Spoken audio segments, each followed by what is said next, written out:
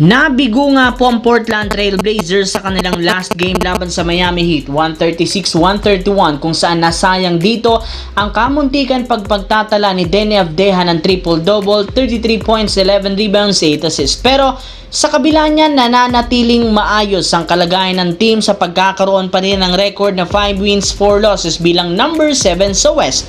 Napatunayan ng team na ito na isa na silang ganap na contender sa dami ng mga players na nag-aambag, mapa starter man yan o bench. At nagawa nila yan nang wala pa ang tulong ng kanilang superstar na si Damian Lillard na kasalukuyang nagre-recover pa rin sa kanyang Achilles injury. Kaya napakalaki ng potensyal ng lineup na ito na maging competitive sila sa Western Conference. At siguradong meron silang ilalakas kapag nakabalik na si Damian Lillard. Syempre, meron nga silang veteran player na mangunguna sa crucial minutes, plus meron pa silang mga batang malalaro na lahat handang mag-ambag.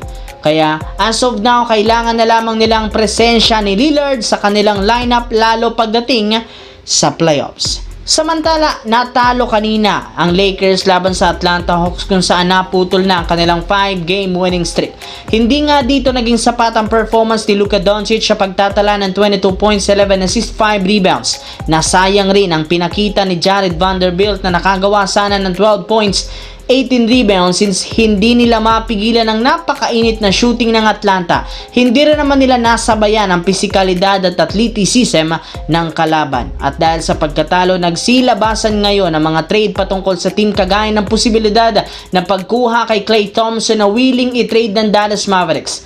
Sa sobrang lamya ng performance nito, binabagsak na ng team ang kanyang presyo, kaya maaaring ang makuha ng Lakers si Klay gamit si Dalton Knecht. Alam naman ninyo, gusto rin naman ng Lakers na makuha noon pa si Klay, at yan ang pagkakataong magawa ang ganitong move, lalo pat nasa kanila na rin naman ang paboritong kakampi ni Klay Thompson na si Luka Doncic. Sa kabilang banda, successful ang San Antonio Spurs na maipanalo ang pangalawang game ng back-to-back laban sa New Orleans Pelicans na siyang nagpa-improve ng kanilang record sa 7 wins, 2 losses bilang number 2 sa West.